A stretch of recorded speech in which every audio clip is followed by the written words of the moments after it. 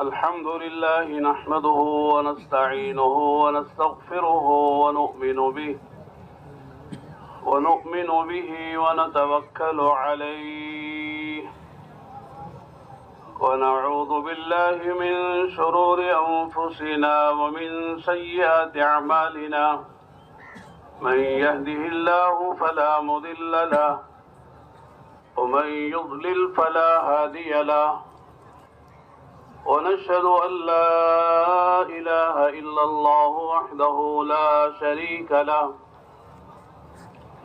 ونشهد أن سيدنا وشفيعنا وحبيبنا محمدا عبده ورسوله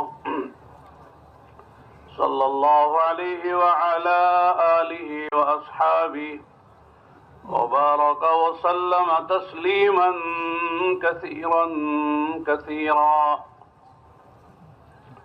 أما بعد فأعوذ بالله من الشيطان الرجيم. بسم الله الرحمن الرحيم. الرحمن علم القرآن خلق الإنسان علمه البيان. وقال تعالى يرفع الله الذين آمنوا منكم والذين أوتوا العلم درجات. وقال النبي صلى الله عليه وسلم خيركم من تعلم القرآن وعلمه.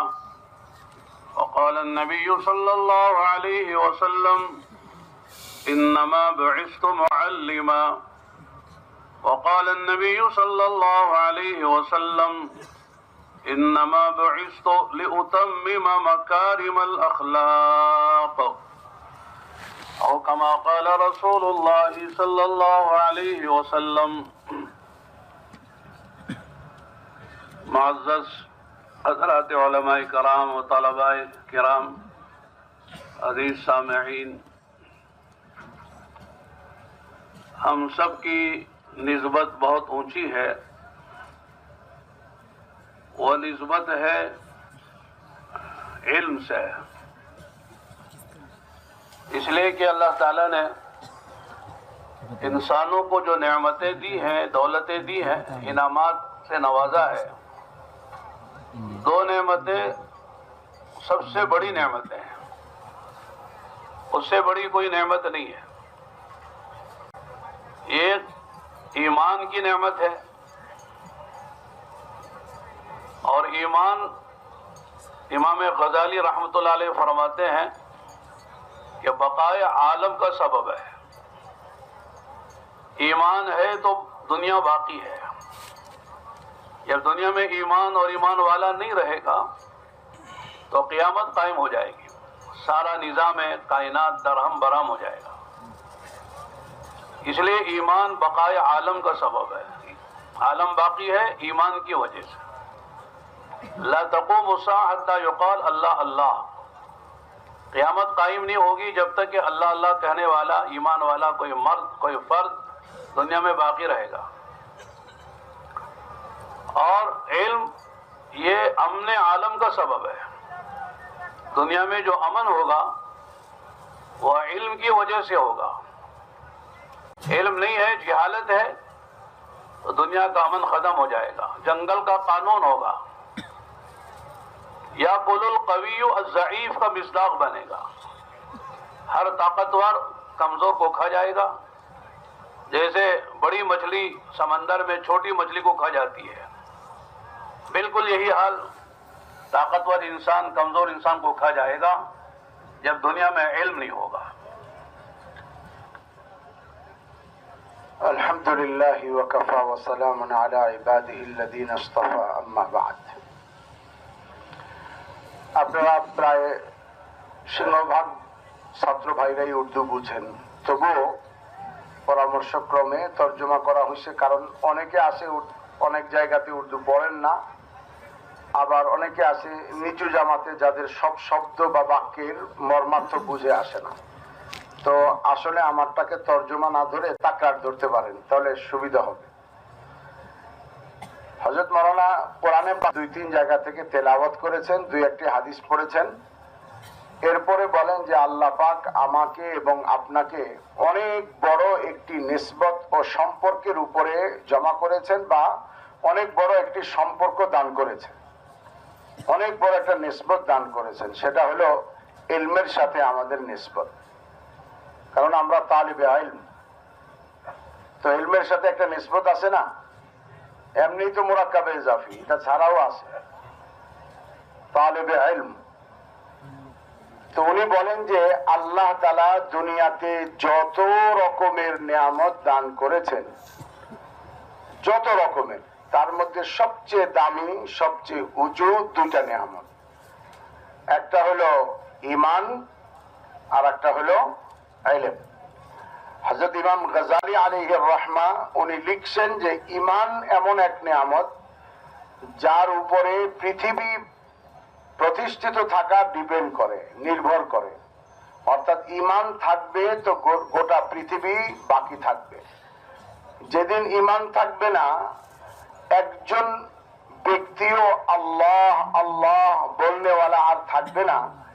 আল্লাহ পুরা বিশ্বটাকে দারহাম বারহাম অর্থাৎ চূর্ণ বিচূর্ণ করে দিবেন, খতম করে দিবেন, ধ্বংস করে দিবেন।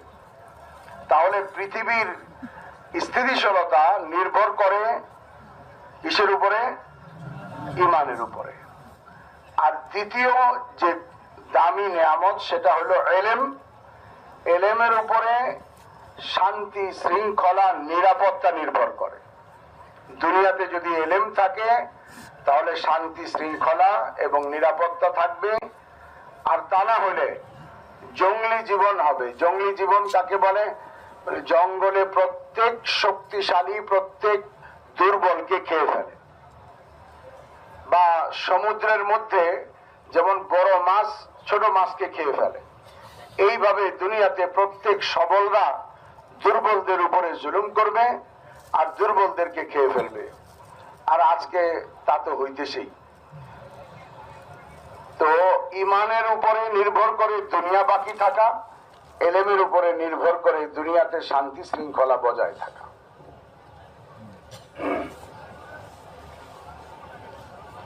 इमाम बुखारी रहमतुल्लाह अलैह ने अपनी किताब सही बुखारी में 97 किताबें लिखी हैं, 97। और उनमें पहली किताब है किताबुल ईमान। कैफ कान बदुल वही, ये तो मुकद्दमा है, जैसे हर किताब का एक मुकद्दमा होता है। असल किताब शुरू हो रही है किताबुल ईमान से, और आखिरी किताब किताबुल तौहीद है। किताबुल ईमान के बाद जो किताब इमाम बुखारी ने जिक्र की है वो किताबुल इल्म है। तो मालूम है कि ईमान और इल्म ये दो बड़ी नेमतें हैं। और किताबुल इल्म में इमाम बुखारी ने जो आयत जिक्र की है सूरह मुजादला की, यरफ़इल्लाहु अल्लज़ीना आमनू मिनकुम वल्लज़ीना ऊतुल इल्म दराजात, कि अल्लाह ताला अहले ईमान अहले इल्म के दर्जात को बुलंद करते रहते हैं। माशाल्लाह, आप हजरात अरबी जानते हैं, अरबी ग्रामर भी जानते हैं। यरफ़ा मुदारे का सेगा है, इसमें इस्तिमरार होता है। रफ़ा नहीं कहा, यरफ़ा। रफ़ा के माने एक मर्तबा बुलंद कर दिया, यरफ़ा के माने बुलंद करते रहते हैं। करने वाले कौन है? अल्लाह, जो अजीम है, आली। और एक दर्जा नहीं है, दराजात जमा का सेगा है। तो लिहाजा अहले ईमान और अहले इल्म को साथ साथ जिक्र किया है कि सबसे बड़ा मकाम, मर्तबा और सबसे बड़ा इनाम जो इंसानों को अल्लाह की तरफ से मिलता है वह ईमान है। ईमान नहीं है तो जानवर से भी इंसान बदतर है। कल क़यामत के मैदान में जब इंसानों को और जिन्नात के बारे में फैसले होंगे, जन्नत और जहन्नम के, अहले ईमान जन्नत में जाएंगे और बेईमान काफिर मुशरिक जहन्नम में जाएंगे। और सारी मखलूक़ात जो जानदार थी दुनिया में, जो इंसानों की खिदमत के लिए अल्लाह ने बनाई थी, उन सब को अल्लाह मिट्टी बना देंगे। उस वक्त काफिर कहेगा काश मैं भी दुनिया में जानवर होता तो आज अल्लाह ताला मुझे भी मिट्टी बना के खत्म कर देते और जहन्नम से बच जाता। वह यक़ूलुल काफिरु या लैतनी कुन्तु तुराबा। उलमा लिखा है अल काफिर में जो अलिफ लाम है वो इस्तिग़राक़ का है। और एक काफिर कहेंगे, जितने दुनिया में आदम अलैहिस्सलाम से लेकर क़यामत तक जितने काफिर हुए और मरे हैं, वो सब ये तमन्ना करेंगे कि काश हम दुनिया में कोई जानवर होते, कोई जंगल का दरिंदा होते, कोई बिल्ली कुत्ता होते, तो आज अल्लाह ताला मिट्टी बना देते, जहन्नम से हम बच जाते। तो मालूम है कि आदमी की जो कीमत है वो ईमान की वजह से है कि कितनी बड़ी दौलत अल्लाह ने ईमान की दी है। और फिर ईमान के साथ अल्लाह ताला ने इल्म अगर किसी को दिया है और नवाजा है, वो बहुत बड़ी नेमत है। अंबिया अलैहिमुस्सलातु वस्सलाम ये दो ही चीजें लेकर आते हैं, ईमान और इल्म लेकर आते हैं, और इसी से सारे आलम का निजाम चलता है। अगर ईमान नहीं है और ईमान इल्म नहीं है तो जैसे मैंने अर्ज किया कि जंगल की जिंदगी है, जानवरों की जिंदगी है, किसी के हक की मारिफत नहीं है। इसलिए कि इल्म जो है हुकूक की मारिफत का नाम है। इल्म से हुकूक की मारिफत होती है, किसका क्या हक है, अल्लाह का, अल्लाह के रसूल का, अल्लाह के दीन का, और अपने माँ बाप का, रिश्तेदारों का, पड़ोसियों का, यहाँ तक कि जानवरों के क्या हक है, ये इल्म के जरिए से मालूम होता है। लिहाजा बड़ी दौलत है जो अल्लाह ताला ने हमें अता फरमाई है।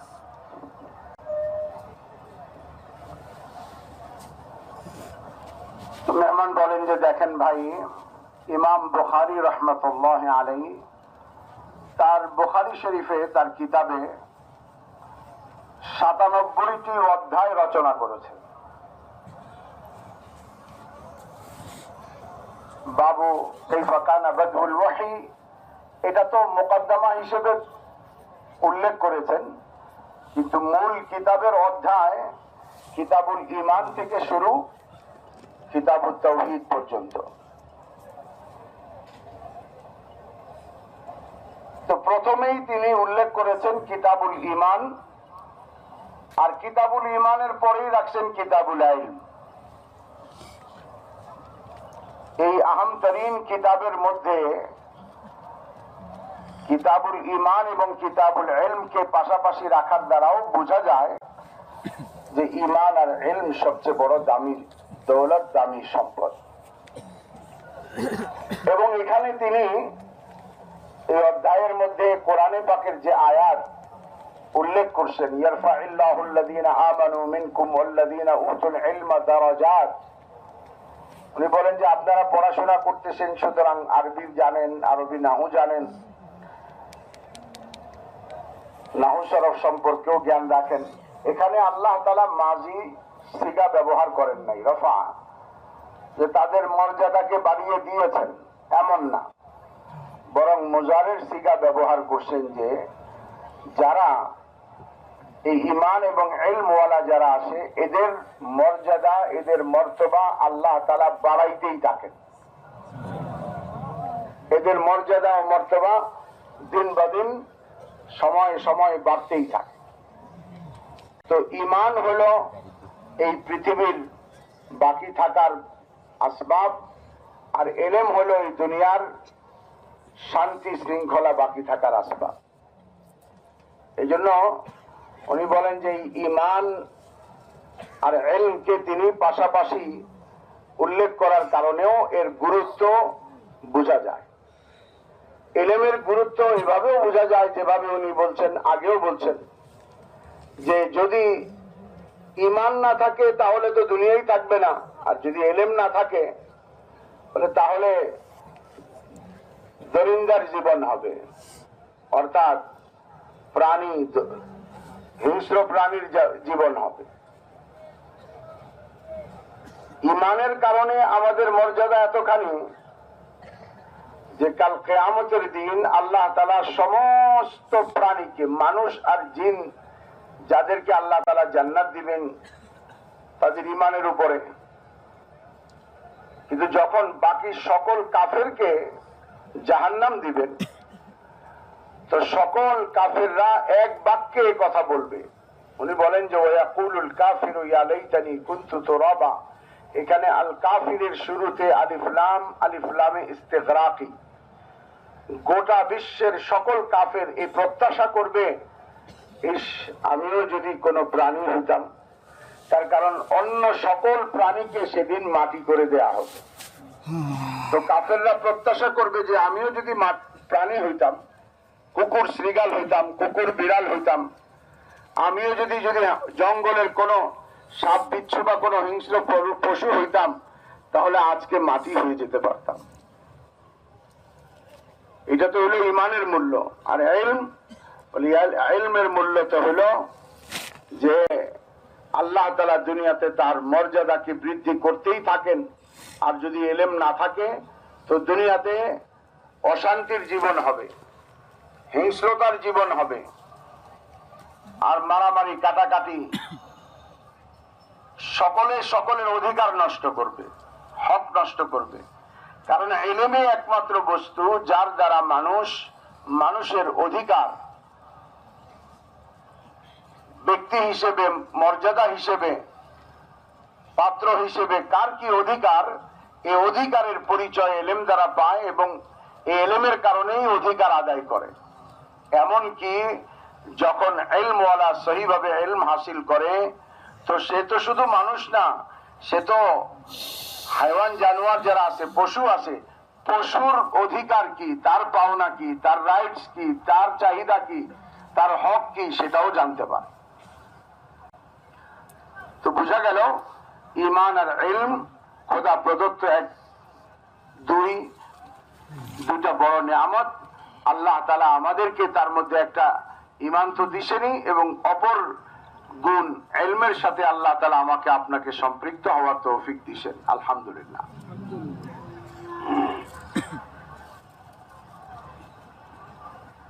किताबुल इल्म में इमाम बुखारी रहमतुल्लाह अलैह ने एक दूसरी आयत जो रखी है वो है क़ुर रब्बी ज़िदनी इल्मा। इससे इल्म की अजमत का बयान है कि इल्म कितनी बड़ी नेमत है कि नबी अकरम सल्लल्लाहु अलैहि वसल्लम से कहा जा रहा है, हुक्म दिया जा रहा है, क़ुर अम्र का सिगा है कि ये दुआ कीजिए, रब्बी ज़िदनी इल्मा, कि अल्लाह मेरे इल्म में इजाफा फरमा। यहाँ सोचने की बात है, उलमा ने यह बात लिखी है कि तमाम इंसानों का और जिन्नात का इल्म जहाँ खत्म होता है, जहाँ उसकी इंतहा होती है, वहां से एक नबी का इल्म शुरू होता है, और जहाँ सारे नबियों का इल्म खत्म होता है, वहां से हमारे नबी का इल्म शुरू होता है। हमारे नबी के इल्म की इब्तिदा है।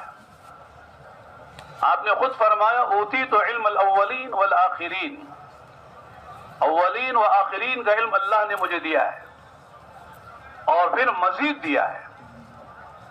कुरान में तौरात, ज़बूर, इंजील, सोफ़े आदम, सोफ़े इब्राहीम व मूसा, उन सारे उलूम को जमा कर दिया गया है और मजीद उलूम अल्लाह ने अपने नबी को अता फरमाया। लेकिन इसके बावजूद अल्लाह ताला अपने नबी से फरमा रहे हैं कि ये दुआ करो, रब्बी ज़िदनी इल्मा, ऐ अल्लाह मेरे इल्म में इजाफा फरमा। तो अंदाजा करना चाहिए कि जो नबी सारे उलूम से माशाअल्लाह बहरावर हैं, मालामाल हैं, और नबी से कहा जा रहा है कि मजीद इल्म की दुआ कीजिए, तो हम में से कौन आदमी है जो कह सकता है कि सारे उलूम मेरे पास है और मजीद मुझे इल्म की जरूरत नहीं है। लिहाजा इसलिए कहते हैं अल इल्मु मिनल महदी इलल लहद, इल्म जो है माँ के गोद से जो कब्र के गड्ढे तक चलता है। लिहाजा हर वक्त आदमी तालिब इल्म है। कुछ लोग हैं जो रस्मी तौर पर तालिब इल्म होते हैं, पढ़ने के ज़माने में 8 साल 10 साल पढ़ते हैं, उस वक्त तक अपने को तालिब इल्म समझते हैं, लेकिन जब फारिग हो जाते हैं तो इल्म से फारिग हो गए। ये फारिग का लफ्ज़ और फाजिल का लफ्ज़ ये बहुत धोखा देता है। कि हम बहुत फारिग हो गए, फाजिल हो गए, अब मजीद इल्म की जरूरत नहीं है। ये तो ऐसा है जैसे 8-10 साल पढ़ने के बाद आदमी में इतनी इस्तेदाद पैदा होती है कि वो किताबें पढ़कर समझ सकता है, गोया कि उसके हाथ में कुतुब खाने की चाबी दी जा रही है। ये लो कुतुब खाने की चाबी, अब खोलो और इससे अपने इल्म में इजाफा करते रहो, पढ़ते रहो, जिंदगी भर पढ़ते रहो, तब जाकर आदमी कुछ बनता है। फारिग होने के बाद आदमी कहता मैं फारिग हो गया, तो गोया कि उसने चाबी तो ली लेकिन आगे उसने कुतुब खाने को खोलकर उसने उससे इस्तेफादा नहीं किया। तो अर्ज ये करना है कि हम सब तालिब इल्म हैं और जिंदगी भर तालिब इल्म रहेंगे, तब जाकर जो इल्म का कोई हिस्सा हमें नसीब होगा। मेहमान बोलें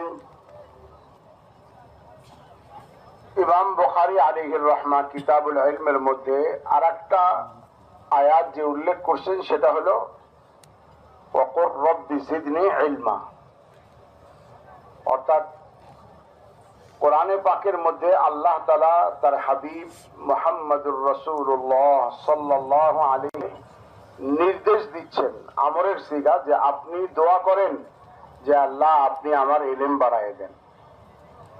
উনি বলেন যে কাকে বলতেছে, হুজুরকে, অথচ রাসূল করিম সাল্লাল্লাহু আলাইহি ওয়াসাল্লাম নিজেই এই কথা বলছেন উতীতু ইলমাল আউয়ালিন ওয়াল আখিরিন, আমাকে পূর্বাপর সকল ইলম আমাকে দেয়া হয়েছে, পূর্বের লোকদের ইলম, পরবর্তী ওয়ালাদের ইলম। বলছে গোটা মানব জাতির ইলম যেখানে শেষ সেখানে একজন নবীর ইলম শুরু, আর সমস্ত নবীদের ইলমের স্তর যেখানে গিয়ে শেষ আমাদের নবী মুহাম্মদুর রাসূলুল্লাহ সাল্লাল্লাহু আলাইহি ওয়াসাল্লামের ইলম সেখান থেকে শুরু। তাহলে এত গভীর ইলমের অধিকারী হওয়া সত্ত্বেও আল্লাহ তাআলা তাকে দোয়া শিখাচ্ছেন যে ওয়াকুর রব্বি জিদনি ইলমা। বোঝা গেল যে ইলম এমন এক জিনিস, এটার মধ্যে কোনো পরিসীমা নাই, শেষ নাই, কোনো জায়গায় গিয়ে কথা বলা নাই যে আমার হয়ে গেছে। যেমন আমাদের মধ্যে একটা রেওয়াজ আছে না যে আমরা বলি ফারেগ হয়ে গেছি। কোত্থেকে ফারেগ হয়েছেন, কবে ফারেগ হয়েছেন? ফারেগ হয়ে গেছি। আর একটা হলো ফাদেল, কোন জায়গা থেকে যখন কোন মাদ্রাসা থেকে ডিগ্রি অর্জন করে, ফারাগত অর্জন করে, সে সম্মানীটাকেও আমরা ফাজিল হিসেবে ব্যবহার করি।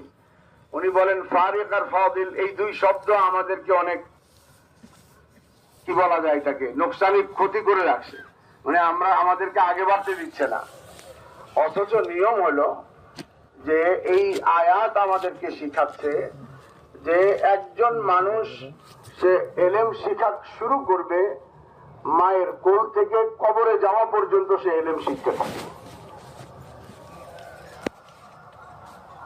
সারাটা জীবন সে শিখবে। হ্যাঁ, একটা হলো 8-10 বছর পর্যন্ত মাদ্রাসায় গতানুগতিক ভাবে যে পড়া, এটা থেকে ফারাগাত, এর অর্থ হলো সে নাহু সরফ ইত্যাদি পড়াশোনা করে এখন কিতাব পড়ার, কিতাব বুঝার যোগ্য হয়েছে। এখন যে কোনো কিতাব পড়বে, বুঝবে, এখন তার ইলম হাসিল করার বরং সময় হয়েছে। যেন নাকি একটা কুতুবখানার বা মাকতাবার চাবি তার হাতে দেওয়া হয়েছে।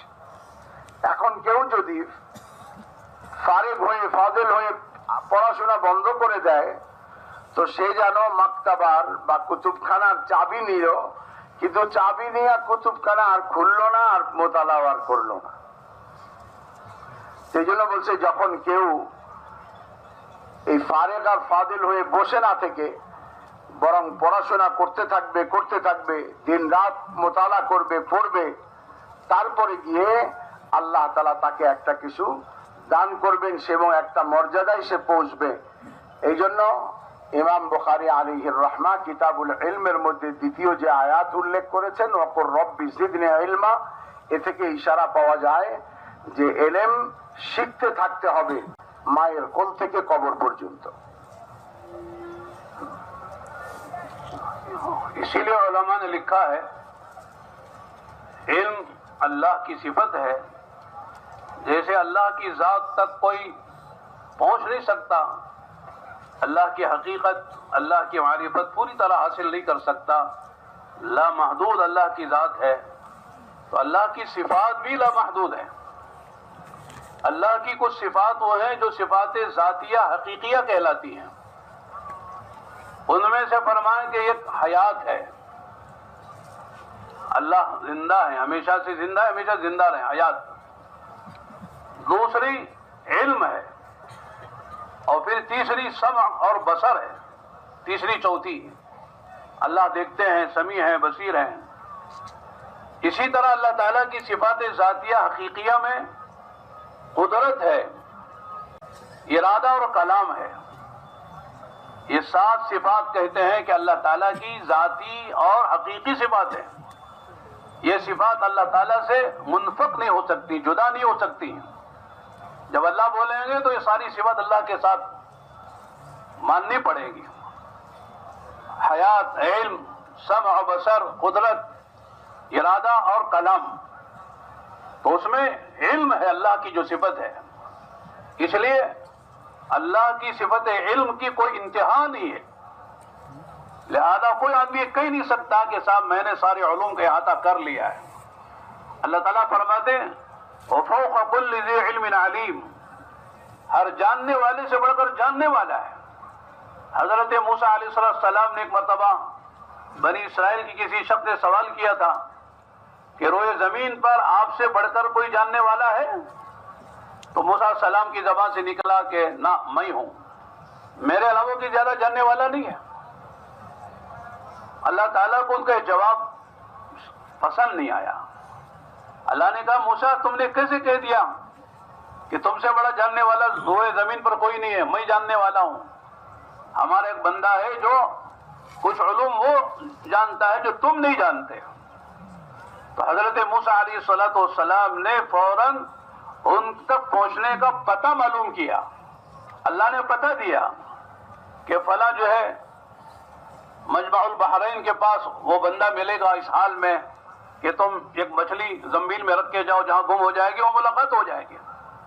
چنانچہ ایک نبی ہے غیر نبی کے پاس علم حاصل کرنے کے لیے جا رہے ہیں، اس لیے کہ ہم سب کا یعنی جمہور کا یہ مسلک ہے کہ حضرت خضر علیہ السلام وہ نبی نہیں تھے، وہ ایک ولی تھے، اللہ کے نیک بندے تھے۔ اللہ تعالیٰ نے ان کو کائنات کا علم دیا تھا، تکوینیات کا علم دیا تھا، تو موسیٰ علیہ السلام کے پاس جا رہے ہیں، اسے علم حاصل کر رہے ہیں۔ تو معلوم یہ ہوا کہ کوئی آدمی، حالانکہ موسیٰ علیہ السلام کا جواب غلط نہیں تھا ایسا اگر سوچا جائے، اس لیے کہ وہ نبی تھے اور صاحب شریعت تھے، صاحب کتاب تھے، 5 اولو العزم پیغمبروں میں ان کا شمار تھا۔ حضرت ابراہیم علیہ السلام، حضرت نوح علیہ السلام، حضرت موسیٰ علیہ السلام، عیسیٰ علیہ السلام اور ہمارے نبی، 5 نبی ہیں جن کو قرآن نے اور حدیث میں اولو العزم کہا گیا ہے۔ وَاصْبِرْ كَمَا صَبَرَ أُولُو الْعَزْمِ مِنَ الرُّسُلِ، کہ اللہ نے اپنے نبی سے فرمایا کہ آپ ایسا صبر کیجئے جیسے اولو العزم پیغمبروں نے صبر کیا ہے۔ یہ 4 نبی اولو العزم ہیں جس میں ہمارے نبی کا 5واں نمبر ہے۔ تو اور یہ کرنا ہے کہ علم بہت بڑی نعمت ہے، علم کا بہت بھی تھوڑا ہے، علم کا بہت بھی تھوڑا ہے اور تھوڑا بھی بہت ہے۔ بظاہر یہ لگتا ہے کہ صاحب بات صحیح نہیں لگ رہی، لیکن صحیح اس طرح ہے، علم کا بہت بھی تھوڑا ہے، یعنی کمیت کے اعتبار سے علم جتنا بھی حاصل کرو وہ تھوڑا ہے، اور تھوڑا بھی بہت ہے کیفیت کے اعتبار سے۔ تھوڑا بھی علم کسی نے حاصل کر لیا تو اس نے بہت کچھ حاصل کر لیا ہے۔ اس لیے پہلی بات مجھے آج یہ کرنا ہے کہ اس علم کی نعمت کا احساس ہو، کتنی بڑی دولت اللہ نے ہمیں عطا فرمائی ہے، لہذا کبھی کبھی ناشکری ہو جاتی ہے، کبھی کبھی آدمی کی ناقدری ہو جاتی ہے، دوسروں کو دیکھ کر آدمی منہ میں پانی لاتا ہے، یہ مال والے، یہ دولت والے، عہدے والے، کرسی والے، یہ بہت بڑی مزے میں ہیں، ہم کہاں ہیں فقیر قسم کے لوگ، مدرسوں میں پڑھنے والے، پڑھانے والے۔ اس نے فرمایا کبھی یہ بات نہیں ہونی چاہیے کہ ہم اپنے کو حقیر سمجھیں۔ ہاں تواضع الگ چیز ہے، لیکن حقیر سمجھنا یہ منع ہے۔ تواضع مطلوب ہے اور ذلت نفس یہ ممنوع ہے۔ अपने को जलील न समझना, अपने को हकीर नहीं समझना, बल्कि अल्लाह का करम, अल्लाह का एहसान है। अल्लाह ने हमसे बड़ी दौलत किसी और को नहीं दी है। तो मेहमान बोलें जे আল্লাহ তাআলার কিছু গুণাবলী আছে যে গুণগুলি আল্লাহ তাআলার সত্তার সাথে জোড়ানো। আল্লাহ পাকের সত্তা যেমন লা মাহদুদ অসীম, তো আল্লাহ পাকের জাত এবং সিফাত এটাও অসীম। আল্লাহ পাকের সত্তাগত কিছু গুণাবলী যেমন আল্লাহ তাআলা জীবিত, হায়াত, এবং আল্লাহ তাআলার কুদরত, আল্লাহ পাকের ইরাদা, আল্লাহ পাকের কালাম ও কথা বলা, আল্লাহ পাকের শোনা সামা, আর একটা হলো বাসার, আর একটা হলো ইলম। এই 7টা গুণের কথা বলছেন যে এটা আল্লাহ পাকের সত্তার সাথে মিলিত। তো যেমন আল্লাহর সত্তা লা মাহদুদ অসীম, যার কোনো শেষ নাই, নেহায়া নাই, তো আল্লাহ পাকের ইলম যেহেতু তার সত্তাগত গুণ, তো এইটার মধ্যেও কোনো শেষ নাই, এর কোনো নেহায়া নাই। এই জন্য কেউ এই কথা বলতে পারবে না যে আমি তো ইলম হাসিল করছি, আমার ইলম হাসিল করা হয়ে গেছে, আমি যথেষ্ট পরিমাণে ইলম হাসিল করছি। না, বরং কোরআনে পাকে আসছে ফাওকা কুল্লি যি ইলমিন আলিম, প্রত্যেক জাননেওয়ালার চেয়েও বড় জাননেওয়ালা আছে। একবার হযরত মূসা আলা নবিয়িনা আলাইহিস সালাতু ওয়াস সালাম বয়ান করতেছিলেন, তো কেউ জিজ্ঞাসা করছেন যে আপনার চেয়েও কি জ্ঞান বেশি রাখেন এমন কি কেউ আছেন? তিনি বলছেন যে না। যদিও ওনার এই উত্তর একার্থে ঠিক, যেহেতু উনি কথাটা পরে বলছেন, আমি আগেই বলে নিচ্ছি যে 5 জন উলুল আজম নবী, কোরআনে পাকে 25 জনের কথা আলোচনা আসছে, তার মধ্যে 5 জন উলুল আজম, ফাসবির কামা সাবারা উলুল আজমি মিনার রুসুল, 4 জনের কথা বলা হয়েছে। আর 5ম আমাদের নবী হযরত ঈসা আলাইহিস সালাতু ওয়াস সালাম, হযরত মূসা আলা নবিয়িনা আলাইহিস সালাতু ওয়াস সালাম, হযরত ইব্রাহিম আলাইহিস সালাতু ওয়াস সালাম, और হযরত নূহ আলাইহিস সালাতু ওয়াস সালাম, এই 4 জন। আর 5ম হলো আমাদের নবী মুহাম্মদুর রাসূলুল্লাহ সাল্লাল্লাহু আলাইহি ওয়াসাল্লাম। এত 5 জন উলুল আজম নবীর মধ্যে একজন মূসা আলাইহিস সালাম। আবার তার উপরে শরীয়ত নাজিল হয়েছে, তার উপরে কিতাব নাজিল হয়েছে, সেই হিসেবে তিনি বলছেন। কিন্তু তারপরেও উত্তরটা এভাবে হওয়া যে ওনার চেয়ে বেশি কেউ জানেন না, এটা আল্লাহ পাকের পছন্দ হয়নি। অর্থাৎ এর মধ্যে আমাদের জন্য শিক্ষা রয়ে গেছে যে পৃথিবীর কোন মানুষ এ কথা বলতে পারবে না যে আমি সবচেয়ে বেশি ইলম হাসিল করছি, আমি সবচেয়ে বেশি জাননেওয়ালা।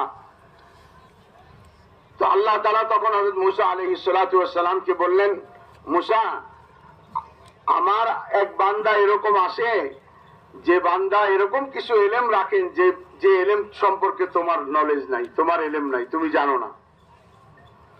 তো হযরত মূসা আলাইহিস সালাতু ওয়াস সালাম আল্লাহ পাকের কাছে তার ঠিকানা জানতে চাইলেন যে আল্লাহ, আমি তাকে কোথায় পাবো, আমি তার সাক্ষাৎ চাই, সান্নিধ্য চাই। হযরত মূসা আলাইহিস সালাতু ওয়াস সালাম নবী হয়েও হযরত খিজির আলাইহিস সালাতু ওয়াস সালামের কাছে, যিনি নবী নন, জমহুরদের রায় হলো তিনি নবী নন, আল্লাহর ওলি, তো তার কাছে ইলম শিখার জন্য যাচ্ছেন। এরপরে বাকি ঘটনা আপনারা জানেন যে তাকে কোথায় পাবে, মাছ ভুনা করে নিয়ে নাও, খাদেমকে সাথে নিয়ে নিছেন, ইউশা বিন নুন। ওই মাছ যেখানে সমুদ্রের মধ্যে মাজমা আল বাহরাইন, 2 সমুদ্রের সঙ্গমস্থলে যেখানে মাছ বের হয়ে যাবে, ওইখানেই তার দেখা পাবে। আল্লাহ তাআলা হযরত ইউশা ওনার কবরে আমার যাওয়ার তৌফিক হয়েছে, তো পরবর্তীকালে তাকে নবুয়ত দেওয়া হয়েছে। তো হযরত মূসা আলাইহিস সালাতু ওয়াস সালাম এত বড় নবী হওয়া সত্ত্বেও, উলুল আজম নবী হওয়া সত্ত্বেও একজন গায়ের নবীর কাছে এলেম হাসিল করার জন্য যাচ্ছেন, এই কথা বোঝানোর জন্য যে এলেম অনেক বড় দৌলত, এলেম মওত পর্যন্ত শিখতে হবে। এলেম শিখে কেউ এই কথা নিজেকে বড় মনে না করে যে আমি এলেম শিখে ফেলছি, আমার এলেম অর্জন হয়ে গেছে, এ কথা মনে না করে, বরং সে সবসময় নিজেকে বিনয়ী ভাবে চলে। হ্যাঁ, অন্যের কাছে নিজেকে অপদস্থ করা এটা শরীয়তের মধ্যে মতলুব নয়, কাঙ্ক্ষিত নয় এবং অপছন্দনীয়। জলিল করা, নিজেকে নফসকে জলিল করা, কারো কাছে অপদস্থ করা, এটা অপছন্দনীয়। তবে এলেম থাকা সত্ত্বেও বিনয়ী হওয়া এটা পছন্দনীয়। এই জন্য আল্লাহ তাআলা আমাদেরকে এখান থেকে শিক্ষা দিচ্ছেন যে আমরা যাতে এলেমকে বড় মনে করি। অনেক সময় আমাদের মধ্যে হয় না যে এলেম হাসিল করছি, কিন্তু আমাদের চেয়ে কাউকে একটু ইংরেজি কথা কইতে দেখছে, এর মধ্যে লোভ পয়দা হয়েছি, আমিও যদি কইতাম তো কি হইতে, কইলে আমেরিকায় জারুতে যায় ও ইংরেজিতে কয় তো কি লাভ হয়েছে। আবার একজন একটু মালদার দেখছে, যদি আমারও থাকতো। তো এইটা এলেমকে অবমাননা করা হয়, খাটো করা হয়, ছোট করা হয় বলে এখানে শিক্ষা রয়ে গেছে। যাকে আল্লাহ তাআলা এলেম দিছে সে নিজেকে সবচেয়ে বড় সম্পদশালী মনে করবে, অহংকার তো করবে না, বিনয়ী হবে, তবে ভিতরে ভিতরে আনন্দিত হবে, খুশি হবে এবং মর্যাদার সাথে থাকবে যে আল্লাহ আমাকে এরকম দামি সম্পদ এলেম দান করছে। इल्म की अजमत को, अहमियत को, मकाम मर्तबे को समझने के लिए हजारों हदीसें हैं और बीसों नहीं सैकड़ों आयात हैं। सिर्फ मैं एक आयत और एक हदीस जिक्र करता हूँ। शुरू में मैंने सूरह अर-रहमान की 2-3 आयतें पढ़ी। माशाअल्लाह सूरह रहमान आप जानते हैं कि कुरान की दुल्हन है। जैसे दुल्हन को सजाया जाता है, इस तरह अल्लाह ने कुरान की सूरत को सजाया है। और हदीसों में आता है कि कल क़यामत में अल्लाह ताला अहले जन्नत को सूरह रहमान पढ़कर सुनाएंगे। आज अगर कोई कारी बासित साहब या कोई अच्छे खुश इल्हान कारी अगर सूरह रहमान पढ़े तो उलमा उफाज तो अपनी जगह है, एक आम आदमी जिसको कुरान कुछ समझ में नहीं आता वो भी झूम जाता है, उसको भी मजा आता है। जब साहिब कलाम खुद अल्लाह है और अल्लाह खुद अपना कलाम और वो भी सूरह रहमान पढ़ के सुना रहे हैं और जन्नत पे सुना रहे हैं और सारे जन्नती अरबी जानेंगे और कुरान को समझेंगे, कुरान अल्लाह पढ़ रहे हैं, तो क्या मजा आएगा, वहां जाने के बाद ही पता चलेगा। अल्लाह हम सबको नसीब फरमाए।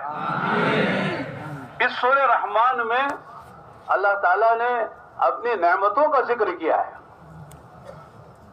मादी नेमतें, रूहानी नेमतें, दुनियावी नेमतें, उखरवी नेमतें, ये सारी नेमतों का तज़किरा किया है। और दो जो मुकल्लफ मखलूक हैं, इंसान और जिन्नात, ये मुकल्लफ हैं। बाकी सारी जो मखलूक़ात हैं वो मुसख्खर हैं। जैसे कल हमने मौलाना के बयान में सुना, तो हम मुकल्लफ है, मुसख्खर नहीं है। सारी कायनात मुसख्खर है, वो मुकल्लफ नहीं है। तो अल्लाह ताला ने इंसान और जिन्नात से पूछा है नेमतों का तज़किरा करके, फ़बिअय्यि आलाइ रब्बिकुमा तुकज़्ज़िबान, 31 मरतबा, 30 पर 1 मरतबा अल्लाह ने यह आयत जिक्र की है। फ़बिअय्यि आलाइ रब्बिकुमा तुकज़्ज़िबान, उन नेमतों में सबसे पहली जो नेमत है, सबसे अव्वल और पहली नेमत है, वो है अर्रहमान व अल्लमल कुरआन। रहमान ने अपनी रहमत के सदक़े कुरान सिखाया, कुरान सिखाया। फिर कहा खलक़ल इंसान अल्लमहुल बयान, फिर फरमाया कि हमने इंसान को पैदा किया और हमने उसे बयान सिखाया, बोलना सिखाया, माफी ज़मीर को अदा करने का उसे हमने जो है सलीका सिखाया। हालांकि इंसान पैदा पहले होता है और बात करने लगता है, फिर कुरान सीखता है, लेकिन उसको मौखर कर दिया और कुरान की तालीम को मुकद्दम किया। अर्रहमान व अल्लमल कुरआन, रहमान रहमान ने कुरान सिखाया। तो मालूम है कि इंसान इंसान है जब वो कुरान सीखे, वरना जानवर से बदतर है।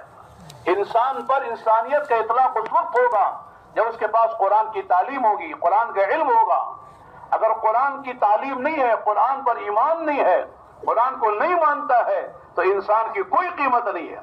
तो इसे अंदाजा लगाओ कि अल्लाह ने हमें कुरान दिया, कुरान का इल्म दिया, और उलूम आलिया, नहू, सर्फ, इसी तरह इंशा, अदब, जितने उलूम आलिया कहलाते हैं, ये भी इसलिए है कि कुरान समझना है और कुरान की शरह हदीसों को समझना है और कुरान हदीस से मुस्तंबत फिक़्ह को समझना है और इसमें कमाल पैदा करना है। लिहाजा इससे अंदाजा लगाएं, अल्लाह पाक ने सबसे बड़ी नेमत जो अल्लाह ताला के पास कुरान है, उलूम कुरान है, अल्लाह ने उस उलूम के देने के लिए हमारा इंतखाब फरमाया। लिहाजा इस नेमत पर अल्लाह का शुक्र अदा करें। भाई मेहमान बोलें, কোরআনে পাকের আজমত, কোরআনে পাকের মহত্ব, এলেমের মর্যাদা, এলেমের আজমত বুঝার জন্য আল্লাহ তাআলা এক দুই আয়াত নয় আর এক দুই হাদিস নয়, অনেক আয়াত অনেক হাদিস আছে। আমি এক দুইটা আয়াত এক দুইটা হাদিস আপনাদের সামনে পেশ করব। শুরুতে আমি সূরা আর রহমানের দুই তিনটা আয়াত তেলাওয়াত করছি।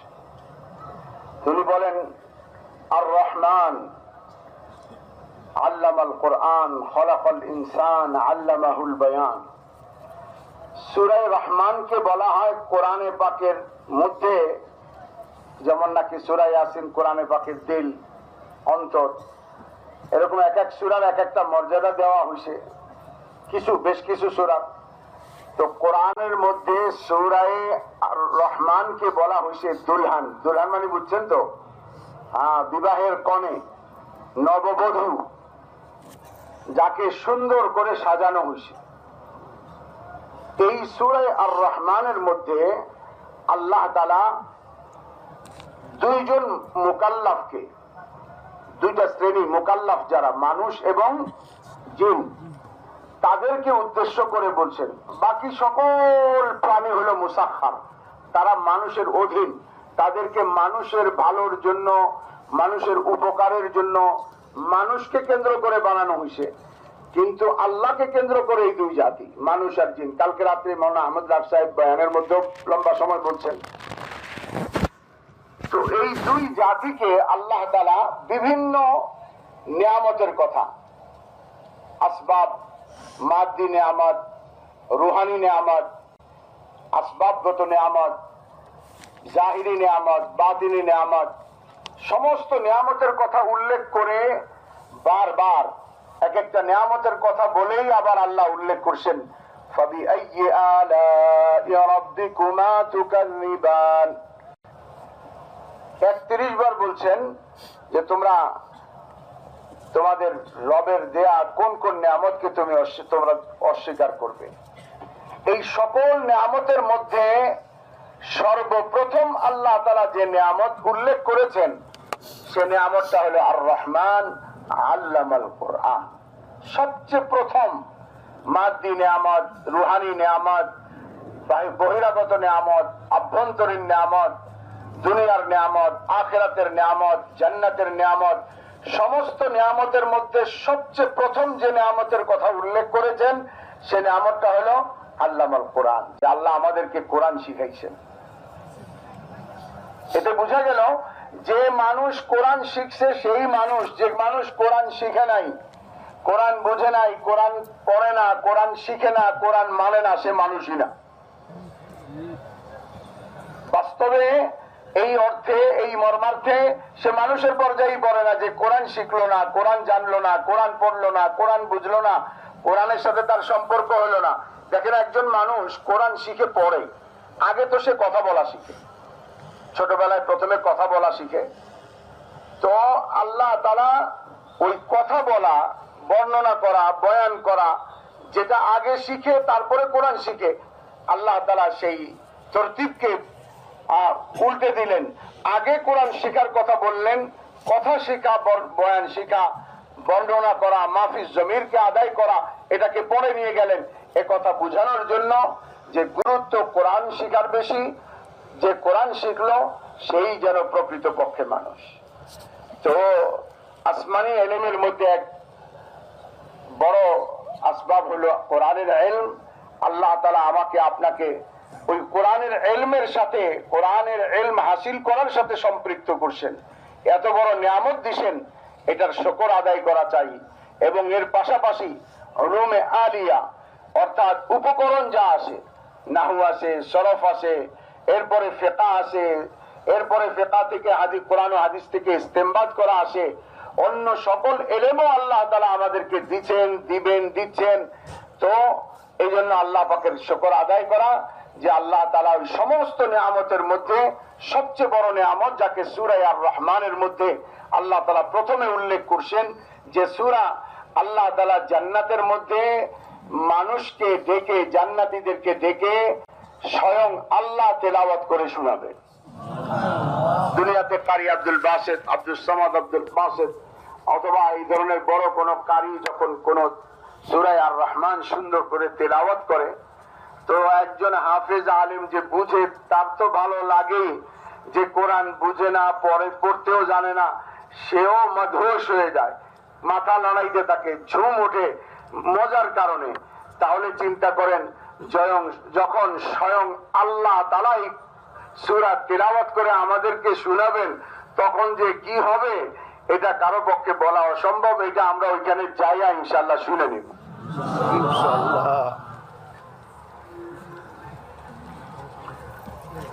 और एक मशहूर रिवायत है जो हम सब पढ़ते हैं, पढ़ाते हैं, सुनते हैं, सुनाते हैं, बयानों में बयान करते हैं। हजरत उस्मान इब्न अफ़्फ़ान रज़ी अल्लाह अन्हु जो शहीद उद्दार कहलाते हैं, उनसे रिवायत है, बुखारी शरीफ की रिवायत है। अल्लाह के नबी अलैहिस्सलातु वस्सलाम ने फरमाया, खैरुकुम मन तअल्लमल कुरआन व अल्लमा। ये उम्मत खैर उम्मम है, सारी उम्मतों में सबसे अफजल है, आला और बाला है, सबसे इसका ऊंचा मकाम है। जब तक ये उम्मत जन्नत में नहीं चली जाएगी, दूसरी उम्मतों पर जन्नत हराम है। फरमाया कि 120 जन्नत में जाने वालों की सफ़े होंगी, उनमें 80 सफ़े इस उम्मत की होंगी, बाकी 40 सफ़े सवालात अंबिया की उम्मतों की होंगी। और इस उम्मत का बड़ा मकाम है। इस उम्मत को सबसे अफजल नबी मिला, सबसे अफजल किताब मिली, सबसे अफजल शरीयत मिली, सबसे अफजल रमजान का महीना मिला, सारी चीजें अफजल मिली। उन सब में अफजल कौन है, आला कौन है? खैरुकुम मन तअल्लमल कुरआन व अल्लमा। जिसका पढ़न, जिसका मशगला, इसका ओढ़ना बिछोना, सुबह शाम का काम कुरान का सीखना और सिखाना हो। कि कुरान सिखा रहे हैं, कुरान सीख रहे हैं, कुरान पढ़ रहे हैं, कुरान पढ़ा रहे हैं, और कोई काम इनका नहीं है। अल्लाह ने इस काम में इनको लगा दिया है। फरमाते हैं कि वो सबसे ऊंचे हैं, सबसे आला हैं, सबसे वाला हैं। दुनिया के वजीरों से, दुनिया के हाकिमों से, दुनिया के गवर्नरों से, दुनिया के मालदारों से, दुनिया के बड़े बड़े फार्म हाउस रखने वाले फार्मर से, खेती बाड़ी करने वालों से, तिजारत करने वालों से, सारी दुनिया के इंसानों से सबसे ऊंचा मकाम, सबसे आला और बाला उनका है जिनका मशगला कुरान का पढ़ना और पढ़ाना है। अल्हम्दुलिल्लाह हमारा 24 घंटे का काम कुरान का पढ़ना पढ़ाना ही है। इसलिए मैं कहता हूँ, अपनी किस्मत पर नाजा फरहा हो, शादा हो, खुश हो, अल्लाह का शुक्र अदा करें।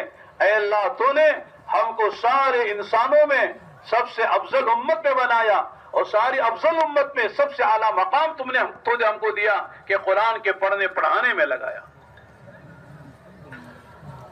তো ভাই মেহমান বলেন যে আর একটা মশহুর হাদিস যার বর্ণনাকারী হযরত ওসমান রাদিয়াল্লাহু তাআলা আনহু, যেটা আমরা পড়ি, পড়াই, বর্ণনা করি, প্রায় শুনি, সকলেই জানি।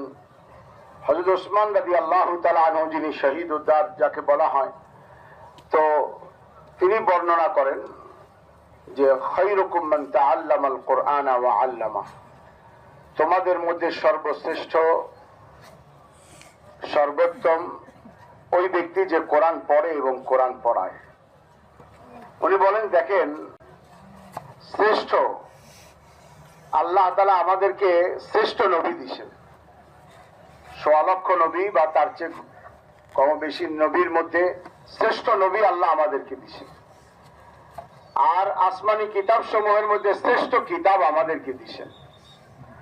আর আমাদেরকে আরো বহু শ্রেষ্ঠত্ব দান করছেন।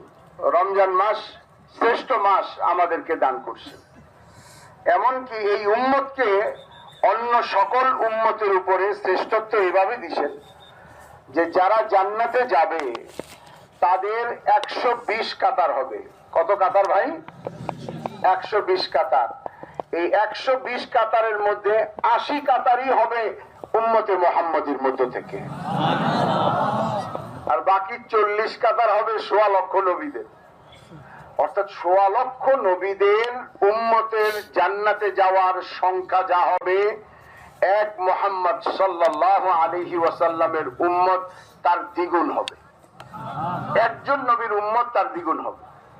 এত শ্রেষ্ঠত্ব আল্লাহ তাআলা দিবেন, এত সকল শ্রেষ্ঠত্ব, নবী শ্রেষ্ঠ, কিতাব শ্রেষ্ঠ, রমজান শ্রেষ্ঠ, আর এরকম ভাবে উম্মত শ্রেষ্ঠ। এর মধ্যে একজনের কথা বলছে, এ সবার চেয়ে শ্রেষ্ঠ যে নাকি কোরআনে পাক শিখে এবং কোরআন শিখায়। কোরআন শিখানোর সাথে তার সম্পৃক্ততা থাকে, তার মশগালা থাকে, তার সময় ব্যয় হয়, কালক্ষেপণ হয় শুধুমাত্র কোরআন শেখানোর মধ্যে। এ হইল সকল শ্রেষ্ঠের শ্রেষ্ঠ। আল্লাহ আমাদেরকে এরকম শ্রেষ্ঠত্ব দান করছেন যে আমাদের এরকম সুপ্রসন্ন ভাগ্যের উপরে আমাদের গর্ব করা উচিত, আনন্দিত হওয়া উচিত, খুশি করা উচিত, আমাদের অন্তরে খুশি অনুভব করা উচিত যে আল্লাহ আমাদেরকে এরকম সৌভাগ্যশীল বানাইছেন যে আমাকে সমস্ত শ্রেষ্ঠের মধ্যে শ্রেষ্ঠত্বের যে মানদণ্ড, সে শ্রেষ্ঠত্বের মানদণ্ডে রাখছেন যে আমাকে কোরআন শিখানোর সাথে মাশগালা, আমাদের মাসরুফিয়াত দান করছেন। আমি যাতে এটাকে অবজ্ঞা অবহেলা করে আমার এই নিয়ামতকে খাটো করে না দেখি, বরং আল্লাহ পাকের শুকর আদায় করি যে আল্লাহ তুমি আমাকে এত বড় নিয়ামত দান করছো। अब आगे की बात अर्ज करते हैं। जब इतनी बड़ी नेमत है तो उस नेमत का हक भी अदा करता है, इसलिए कि अल्लाह ताला अपने बंदों से शुक्र का मुतालबा करते हैं। जितनी बड़ी नेमत है उतना बड़ा उसका शुक्र अदा करना चाहिए। हजरत सिद्दीक अकबर रजी अल्लाह अन्हु का एक असर है, उसमें बहुत सारी बातें हैं जो हमारे लिए भी हैं। हजरत फरमाते हैं कि समानियत अशिया हुन्ना ज़ीना ली समानियति अशिया। 8 चीजें 8 चीजों की जीनत हैं। 8 चीजें हैं, उसके अंदर जो जीनत आएगी, उसके अंदर जमाल आएगा, कमाल आएगा, तमाम आएगा, वो 8 चीजों से आएगा। उनमें पहली बात यह है कि अत्तज़ल्लुल ज़ीनतुल मुतअल्लिम। तज़ल्लुल, आजिजी, इनकिसारी, तवाज़ो और छोटा बनना।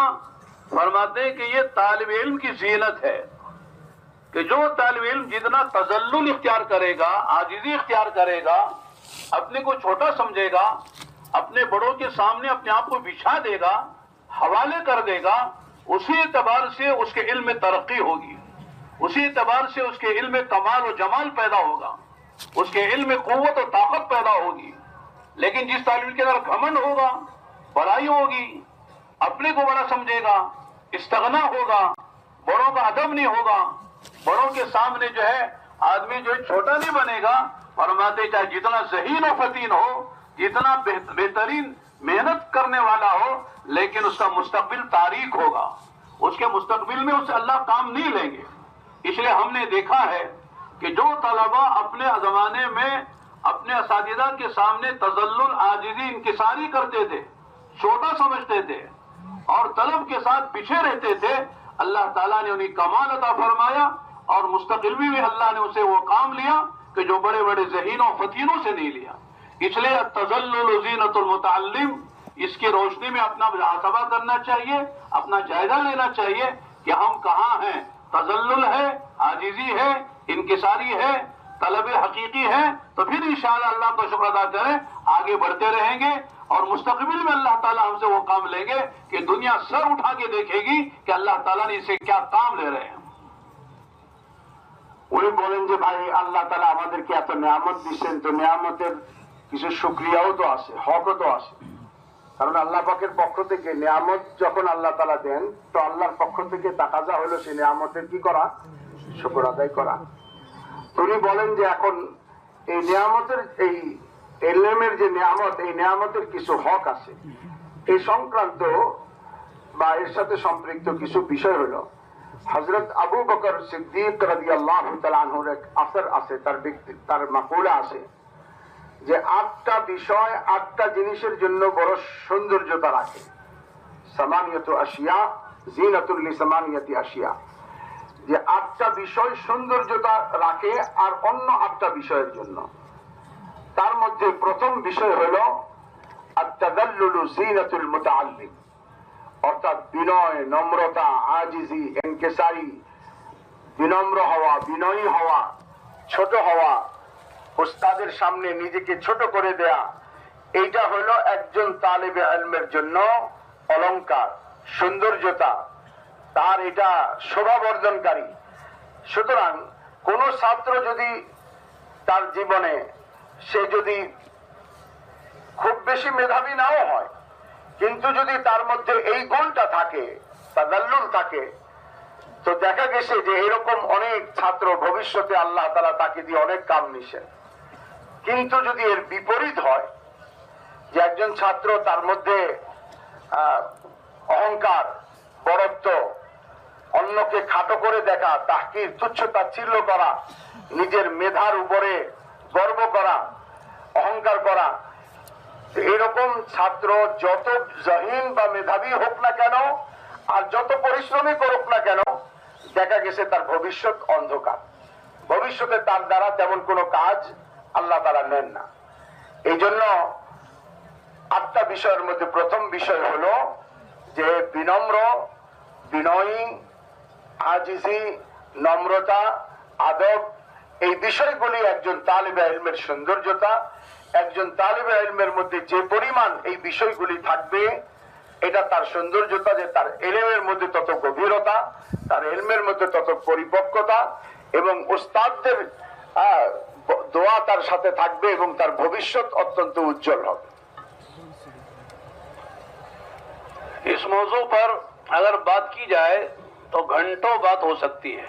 मैं बस एक वाक़े की तरफ, हजरत अब्दुल्लाह इब्न अब्बास को सब जानते हैं कि अल्लाह के नबी अलैहिस्सलाम की जब वफात हुई, दुनिया से आपने पर्दा फरमाया, तो उनकी उम्र सिर्फ 13 साल थी। हम लोग ताइफ गए थे, उनकी मस्जिद है जामे अब्बास, अब्दुल्लाह इब्न अब्बास के नाम से, वहाँ उनकी कब्र भी है, वहाँ एक कतबा लिखा हुआ है, उनमें ये लिखा है कि 13 साल की उम्र थी, अल्लाह के नबी दुनिया से पर्दा फरमा गए। लेकिन इल्म में सबसे आगे बहुत बड़ा इल्म अल्लाह ने उनको दिया है। वो कैसे दिया? अल्लाह के नबी की दुआओं से मिला। दुआएं कैसे मिली? अदब और एहतराम और खिदमत से मिली। कि आदमी कहता ना दुआ कीजिए, कहते हैं दुआ करवाना ये भी सुन्नत है, लेकिन असल दुआ लेना है। एक आदमी कहते हैं दुआ कीजिए, खास दुआ में याद रखना। हम कहते हैं खास दुआ किसे कौन करता है, किसे मौका है खास दुआ करने का, खास मौका के रिवाज बन गया है। ऐसा काम करो कि दिल से जब वो दुआ मांग रहा हो तो आपके लिए दुआ निकल जाए, खुद ही दुआ मिल जाएगी, आप ना कहो तब भी मिल जाएगी। ये दुआ मिलती है खिदमत से और अदब और एहतराम से।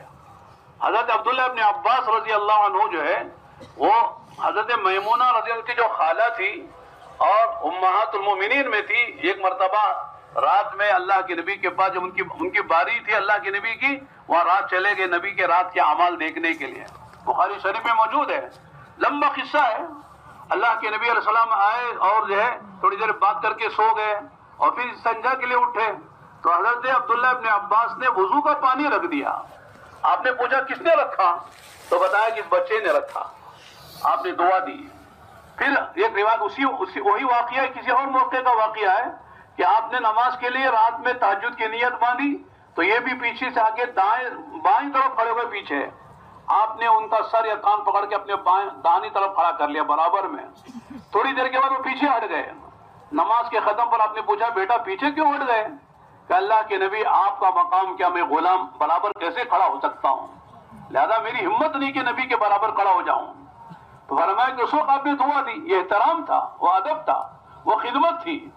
अल्लाह ने वो इल्म दिया कि रईसुल मुफस्सिरीन फी सहाबा, कि तमाम सहाबा में तफसीर की रिवायतें सबसे ज्यादा उन पर उनसे हैं।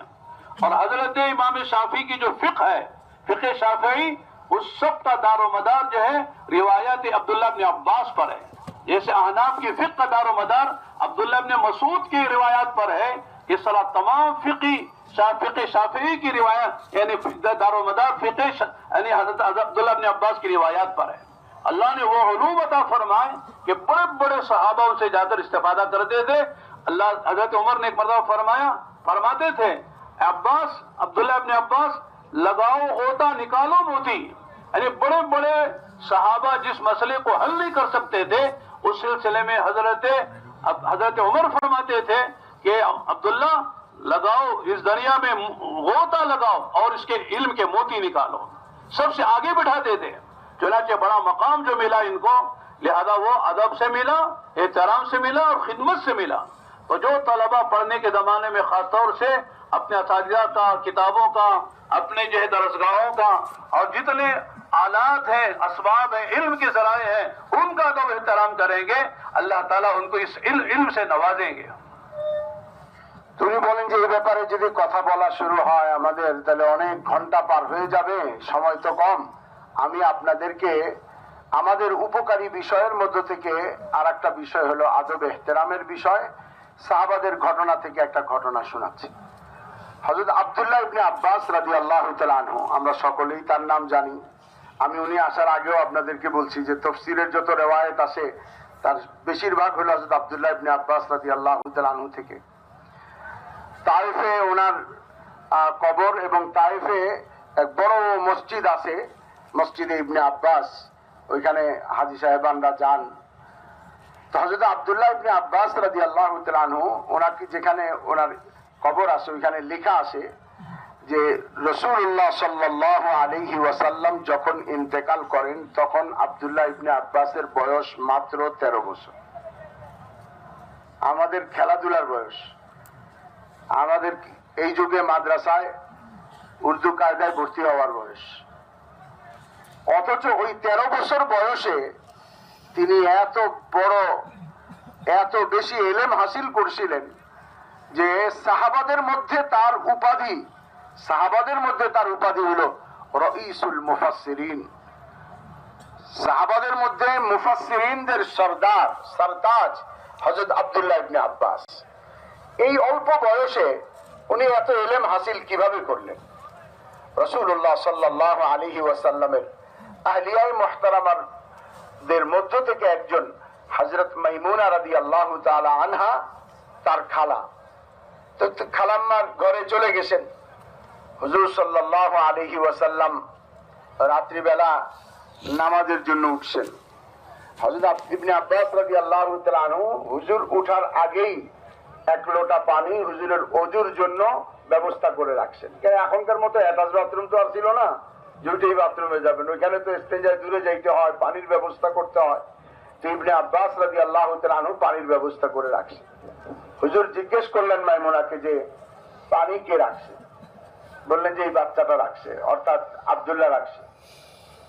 তো হুজুর সাল্লাল্লাহু আলাইহি ওয়াসাল্লাম তখন তার খেদমতে খুশি হয়ে তার জন্য দোয়া করলেন।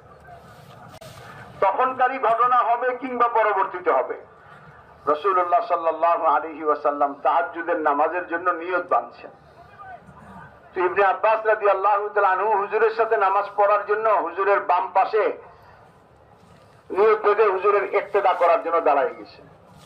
রাসূলুল্লাহ সাল্লাল্লাহু আলাইহি ওয়াসাল্লাম নামাজের ভিতরেই তার কান ধরে সরাই দিয়ে তাকে টেনে ডান পাশে এনে দাঁড়া করাইছে এবং হুজুরের পাশে দাঁড়া করাইছে। হযরত ইবনে আব্বাস রাদিয়াল্লাহু তাআলা আনহু হুজুরের দাঁড়া করানোর পরে আবার পিছনে চলে গেছে। নামাজের শেষে হুজুর জিজ্ঞেস করলেন আব্দুল্লাহ ইবনে আব্বাসকে, আব্দুল্লাহ পিছনে চলে গেলা কেন? বলছে, ইয়া রাসূলুল্লাহ, আপনার মর্যাদা, আপনার মাকাম, আপনার সম্মান আপনি কত উঁচু স্তরের, আপনি নবী, আপনি রসুল, আপনি মুহাম্মদ, আপনি আল্লাহ তাআলার সম্মানিত পাত্র, মাহবুব, আমি আপনার পাশে কি করে দাঁড়াই, এই জন্য আমি পিছনে চলে গেছি।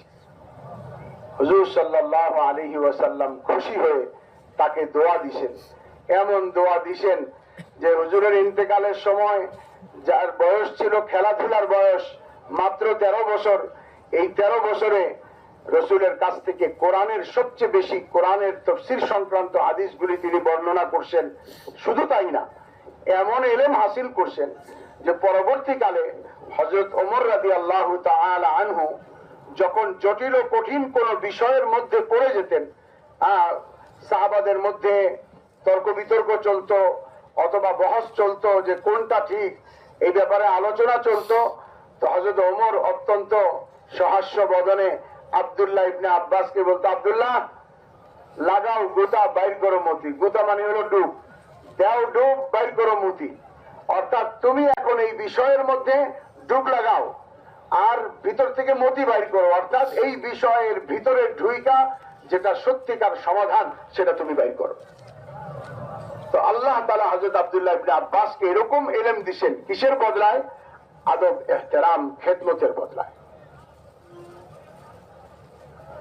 उन्हीं 8 चीजों में एक चीज ये भी फरमाई, कसरतुल बुका जीनतुल खौफ, रोना ये खौफ की जीनत है। खौफ अंदर होता है, उसका इजहार रोने से होता है। एक मौलाना कह रहे थे कि हम उलमा तलबा जो है वो रुलाते हैं, रोते नहीं है। हमको रुलाना आता है, रोना नहीं आता है। आवाम जो है जन्नत का तस्करे से खुश होकर जन्नत में जाने के लिए, कुर्बानी के लिए तैयार होती है, और जहन्नम का तस्करा करे तो जहन्नम के तस्करे से, गुनाहों से बच जाती है। लेकिन एक मौलाना फरमा रहे थे उलमा की मजलिस में, आप नाराज ना होना, उनकी बात नकल कर रहा हूं मैं, कह लगे भाई हम लोग जो है जन्नत प्रूफ है, जहन्नम प्रूफ है। क्या मतलब है? जैसे फायर प्रूफ कपड़ा होता है और जो है वाटर प्रूफ घड़ियां होती हैं, पानी में डालो तो घड़ी पे असर नहीं होता, और जो है कपड़ा आग में डालो तो जलता नहीं है। इस तरह हमारा अजीब हाल है कि जन्नत के तस्करे से हमें असर कम होता है, जैसे होना चाहिए नहीं होता। जहन्नम के तस्करे से असर नहीं होता है। हज़रत अब्दुल्लाह इब्ने अब्बासी के बारे में इतने बड़े आलिम हैं, इतना रोते थे कि रोते रोते दोनों गालों पर जो है वो नालियां सी बन गई थी, आंखों से आंसू जारी होते होते नालियां बन गई थी। रोना मतलूब है, इसलिए कहते ला खैर फी उयून ला दुमुअ फी, जिन आंखों में आंसू नहीं है उन जो है आंखों में कोई खैर नहीं है। रजुलुन ज़करल्लाह खालियन फफादत आइना यकूनु फी ज़िल्ल अर्शिर रहमान यौम ला ज़िल्ल इल्ला ज़िल्लु। क़यामत के मैदान में जब आज है यानी कोई अर्श, कोई साया नहीं होगा सिवा अल्लाह की रहमत और अर्श के साये के। अल्लाह ताला 7 सिफात के इंसानों को अर्श का साया देंगे, उनमें वो अल्लाह के बंदे होंगे। रजुलुन ज़करल्लाह खालियन फफादत आइना, कि तन्हाई में अल्लाह, अल्लाह की अजमत, अल्लाह के अजाब, अल्लाह की जहन्नम को याद करके जो आदमी रोता है, आंखों से आंसू बहाता है, अल्लाह ताला ऐसे खुशनसीबों को भी अल्लाह आखिरत में अपने अर्श का साया नसीब फरमाएंगे। तो लिहाजा फरमाया कि कसरतुल बुका ज़ीनतुल खौफ, कसरत से रोना, अल्लाह के सामने जो है नदामत के आंसू बहाना, हया के, शर्मिंदगी के आंसू बहाना, गुनाहों पर जो है अफसोस और नदामत के आंसू बहाकर अल्लाह के सामने रोना। फरमाते खासतौर से ये उलमा का शिआर है, इन्नमा यख्शल्लाह मिन इबादिही अल उलमा। इल्म का समरा खशियत इलाही है कि अल्लाह से सही मानों में डरने वाले वो उलमा ही हैं जो अल्लाह को जानते हैं। তো মেহমান বলেন যে 8টা জিনিসের কথা বলছিলাম, যে 8টা জিনিসের জন্য জিনাত, তার মধ্যে আরেকটা হলো যে আল বুকা জিনাতুল খৌফ, যে ভয়ের সৌন্দর্যতা হলো কান্নাকাটি করা। তিনি বলেন যে মনে করেন না আমরা ওলামারা অন্যদেরকে কান্দাইতে পারি ভালো, নিজে কম কান্দি, মানে বয়ান করে অন্যদেরকে কাঁদাইতে পারি, আমাদের বয়ান শুনে অন্যরা কাঁদে কিন্তু আমরা নিজেরা কান্নাকাটি কম করি। উনি বলেন যে যার ভিতরে ভয় হয় সে কান্নাকাটি করে, আর ভয়ের সৌন্দর্যতা, ভয়ের জিনাত হলো কান্নাকাটি করা। কান্নাকাটি করা ইসলামের মধ্যে, দ্বীনের মধ্যে, শরীয়তের মধ্যে মতলুব, কাঙ্ক্ষিত। এটা চাওয়া হয়েছে যে মানুষ বেশি থেকে বেশি আল্লাহকে ভয় করবে, কাঁদবে। আর এটা ওলামাদের শান, কারণ ওলামাদের সম্পর্কেই বলা হয়েছে ইন্নামা ইয়াখশাল্লাহ মিন ইবাদিহিল উলামা। তো উলামা ইকরাম যদি আল্লাহকে বেশি ভয় করে, আর ভয়ের সৌন্দর্যতাই যদি হয় কান্না, তাহলে লোকদের মধ্যে সবচেয়ে বেশি ভয় করে আল্লাহকে কারা? ওলামারা। তাহলে কানবে বেশি কে? ওলামা ইকরাম। কিন্তু উনি বলেন যে আপনারা কিছু মনে করেন না, আমি বলতেছি না, একজন আলেম বলছে, আমি ওই কথাটা শুধু নকল করতেছি। যে আমাদের অবস্থা হলো এরকম যে আমরা জান্নাতের কথা বলি, সাধারণ মানুষ জান্নাতের আগ্রহ করে, জাহান্নামের কথা বলি, মানুষ জাহান্নাম থেকে বাঁচার চেষ্টা করে, কিন্তু আমরা হয়ে গেছি জান্নাত জাহান্নাম প্রুফ। বুলেট প্রুফ গাড়ি আছে না, গুলি ঢুকে না। ওয়াটার প্রুফ ঘড়ি আছে না, পানিতে চুবাইলে পানি ঢুকে না। আমরা জান্নাত জাহান্নাম প্রুফ, অর্থাৎ অন্যদেরকে বলি তারা মুতাআসির হয়, কিন্তু আমরা নিজেরা প্রভাবিত হই না। সেই জন্য বলেন যে সত্যিকার আলিম যে হবে, সে আল্লাহকে ভয় করবে, জান্নাতের আশা করবে, জাহান্নামের ভয়ে কাঁদবে, হায়া ও শর্মিন্দিগির কারণে, গুনাহের কারণে, এবং তার আল্লাহ পাকের কাছে ইনাবাতের কারণে সে কান্নাকাটি করবে। হ্যাঁ, হাদিসের মধ্যে যেমন আসছে, কাল কিয়ামতের দিন যখন আল্লাহ পাকের আরশের ছায়া ব্যতীত আর কোনো ছায়া হবে না, সূর্য যেদিন মাথার একদম সন্নিকটে হবে, 1 মাইল অথবা 1 শলাকা পরিমাণ দূরত্বে চলে আসবে, এত কঠিন দিন হবে যেদিন আল্লাহ পাকের আরশের ছায়া ছাড়া কোনো ছায়া থাকবে না। ওই দিন আল্লাহ তাআলা 7 শ্রেণীর মানুষকে আল্লাহ পাকের আরশের নিচে স্থান দিবেন। তার মধ্যে একজন হলো রাজুলুন যাকারাল্লাহ খালিয়ান ফাফাদাত আইনা। ওই ব্যক্তি যে নিরিবিলিতে, এরকম নিরালায় আল্লাহ তাআলার জিকির করে, আল্লাহকে স্মরণ করে, আল্লাহকে মনে করে, এবং তার চোখ দিয়ে অশ্রু গড়ায়ে পড়ে। ওই আব্দুল্লাহ ইবনে আব্বাস মাত্র 13 বছর বয়সে এত ইলম শিখছেন, এত বড় আলিম ছিলেন। এত কিছু হওয়া সত্ত্বেও হযরত আব্দুল্লাহ ইবনে আব্বাস রাদিয়াল্লাহু তাআলা আনহু এত বেশি কান্নাকাটি করতেন, কানতে কানতে কানতে কানতে তার চোখের পানি পড়তে পড়তে তার গালের উপরে 2টা সরু নালী হয়ে গেছিল, দাগ পড়ে গেছে এখানে সব সময় পানি পড়তে পড়তে। এই জন্য আল্লাহ তাআলার কাছে কান্নাকাটি করা, বিশেষ করে আমরা এলেমওয়ালারা, উম্মতের জন্য, নিজের এলেমের জন্য, ভবিষ্যতের জন্য আল্লাহ পাকের কাছে খৌফ, আল্লাহ পাকের খৌফ ও খাশিয়তের উপরে কান্নাকাটি করা, এটাও একটা কাঙ্ক্ষিত বস্তু, এবং এটা একটা আল্লাহ পাকের ভয়ের সৌন্দর্যতা। मैं जल्दी से गिना देता हूँ, वक्त कम है। अल खुशू ज़ीनतुस सलाह। खुशू और खुजू 2 चीजें हैं। खुशू का ताल्लुक ज़ाहिर बदन से है और खुशू का ताल्लुक बातिन से, दिल से है, कि नमाज में दोनों मतलूब हैं। ज़ाहिर भी बिल्कुल जो है अल्लाह के सामने जैसे है उस तरह आदमी रहे, ऐसी हरकत ना करे जिसे पता चले ये नमाज में नहीं है। इस तरह खुशू, दिल का रुझान और तवज्जो कामिल अल्लाह की तरफ हो। तकबीर तहरीमा से लेकर सलाम फेरने तक आदमी का दिल इधर उधर ना हो, ये खुशू है। लेकिन हर आदमी अपना मुहासबा करे, मेरी नमाज का क्या हाल होता है, तो नमाज का के रकत बांधते ही आदमी का पता नहीं ध्यान कहाँ कहाँ जाता है। एक आलिम कह रहे थे, आदमी सजदा कर रहा है अल्लाह के लिए, लेकिन अल्लाह का गैर सब याद आता है, अल्लाह ही याद नहीं आता है। सजदे में हमारा हाल होता है। तो और आलिम की नमाज और गैर आलिम की नमाज में फर्क होना चाहिए। क्योंकि आलिम की नमाज खुशू खुजू से होती है। इसी तरह एक फरमाया कि तर्कुल मिन्नति ज़ीनतुल एहसान, कि आदमी किसी पर एहसान करे तो एहसान करके एहसान न जतलाए, यह एहसान की ज़ीनत है, वरना आदमी अपने एहसान को पानी में डाल देगा। वल अफ़ाफ़ु ज़ीनतुल फ़क़्र, कि आदमी फकीरी की जिंदगी, मिस्कीनी की जिंदगी और जो है उसर की जिंदगी गुजार रहा है, लेकिन उस जिंदगी का फख्र का की जो जीनत है वो अफाफ है। अफाफ के माने किसी के सामने दस्ते सवाल दराज न करना, किसी के सामने सवाल की जबान न खोलना, किसी के सामने अपनी हाजत न रखना, ये फरमाया फख्र की जीनत है। ऐसे ही फकीर क़यामत में मालदारों से 500 साल पहले जन्नत में जाएंगे। উনি বলেন যে 8টা বিষয়, এখন আর সময় কম, আমি অল্পতে গণনা করে শুধু বলে দেই। তার মধ্যে একটা হলো আল খুশু ওয়াল খুদু জিনাতুস সালাহ, নামাজের সৌন্দর্যতা হলো খুশু এবং খুজু। খুজুর সম্পর্ক অঙ্গ প্রত্যঙ্গের সাথে, বাহ্যিক অবস্থার সাথে, খুশুর সম্পর্ক দিলের সাথে। অর্থাৎ নামাজের বাহিরে অঙ্গ প্রত্যঙ্গ তাকবীরে তাহরিমা থেকে সালাম পর্যন্ত অঙ্গ প্রত্যঙ্গকে এরকম ব্যবহার করা যে বাহির থেকে দেখে কেউ যাতে এই কথা মনে না করে যে নামাজে আছে না নামাজে নাই। কতক্ষণ কানে, কতক্ষণ মাথায়, কতক্ষণ হাত বুলাইতেছে, সরাইতেছে, এটা না হয়। আর একটা হলো খুশুর সম্পর্ক দিলের সাথে, যে নামাজের শুরু হইতে সালাম পর্যন্ত, সালাম ফিরানো পর্যন্ত, তাকবীরে তাহরিমা থেকে সালাম পর্যন্ত পুরা সময়টা দিলের ভিতরে আল্লাহ থাকে। উনি বলেন যে এই আমরা যেই মাত্র তাকবীরে তাহরিমা বাঁধি, এরপরে যে কে কোথায় যায়, ধ্যান যে কোথায় যায় সেটাও জানা থাকে না। বলে একজন আলেম বলছেন যে মানুষ আল্লাহর সামনে সেজদা করে, আল্লাহকে সেজদা করে, তো সেজদায় সব স্মরণ আসে, শুধু আল্লাহই স্মরণ আসে না। সেজদা করে যার জন্য তার কথাই মনে আসে না, বাকি সব মনে আসে।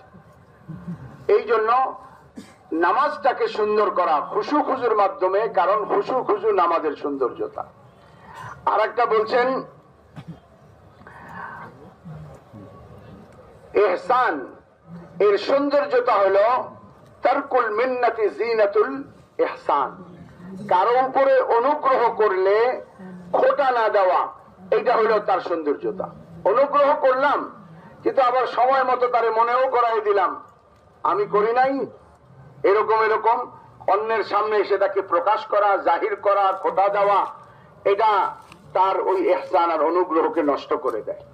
এই জন্য অনুগ্রহের সৌন্দর্যতা হলো খোটা দেওয়াকে বর্জন করা, কারো উপরে ইহসান করলে খোটা না দেওয়া।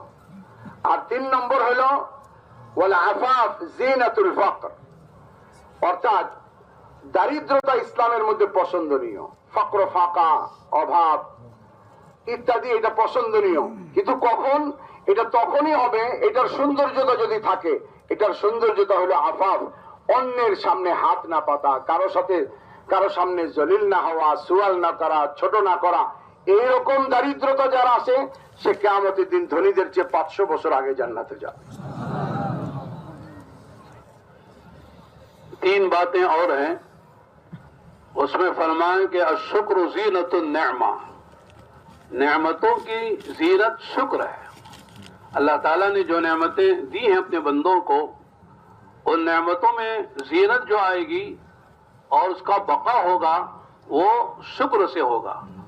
और शुक्र के माने हैं कि जो नेमत अल्लाह ने दी है उस नेमत को देने वाले की मर्जी के मुताबिक इस्तेमाल हो। अल्लाह ने जो नेमत दी है वो नेमत इस्तेमाल हो अल्लाह की मर्जी के मुताबिक। मुनइम ने जो नेमत दी है उस नेमत को मुनइम की मर्जी के मुताबिक इस्तेमाल हो। लिहाजा अल्लाह ताला चाहते हैं कि अहले इल्म अपने इल्म पर अमल करें और अपने इल्म को मुताद्दी करें, आगे बढ़ाएं। खुद अमल कर लेना काफी नहीं है। पिछली उम्मतों में अपना अमल कर लिया तो नजात हो जाती थी, लेकिन इस उम्मत का मसला इसलिए बहुत अहम है कि हमारे नबी के बाद कोई नबी नहीं है, इस उम्मत के बाद कोई उम्मत नहीं है। ला नबी अबादी वला उम्मत बअदकुम, कि मेरे बाद कोई नबी नहीं, तुम्हारे बाद कोई उम्मत नहीं है। इसलिए हमने तुमको अंबिया का वारिस बनाया है और अंबिया की वरासत में जैसे इल्म दिया है, इल्म की मेहनत भी दी है, दावत की मेहनत भी दी है। लिहाजा इस इल्म को, इस दीन को अमल करते हुए दूसरों तक पहुंचाना हमारी जिम्मेदारी है।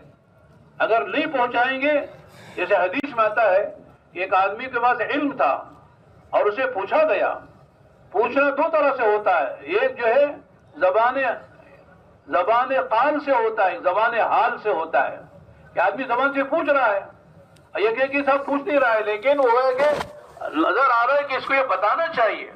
लेकिन अगर आदमी न बताए तो फरमाया उसके मुंह में आग की लगाम डाली जाएगी। क्यों नहीं बताया? पूछने वाले को बताना चाहिए था, जाहिलों को तुमको इल्म सिखाना चाहिए था। तो लिहाजा इल्म का शुक्र यह है कि इस इल्म पर खुद अमल करें। अमल ना करें तो वो भी बड़ी वईद की बात है। हदीस में आता है कि बल्कि उलमा फरमाते हैं इल्म अमल को आवाज देता है, और अगर अमल लब्बैक कहता है तो इल्म बाकी रहता है। अगर علم جو ہے کہ آواز پر عمل لبیک نہیں کہتا ہے تو علم رخصت ہو جاتا ہے. آدمی دھیرے دھیرے ایسا ہو جاتا ہے جیسے عام آدمی ہوتا ہے, جاہلوں کی طرح ہو جاتا ہے. اس لیے علم کا تقاضا ہے کہ خود اس پر عمل کیا جائے اور اس کی دوسروں کو دعوت دی جائے. یہی علم کا شکر ہے.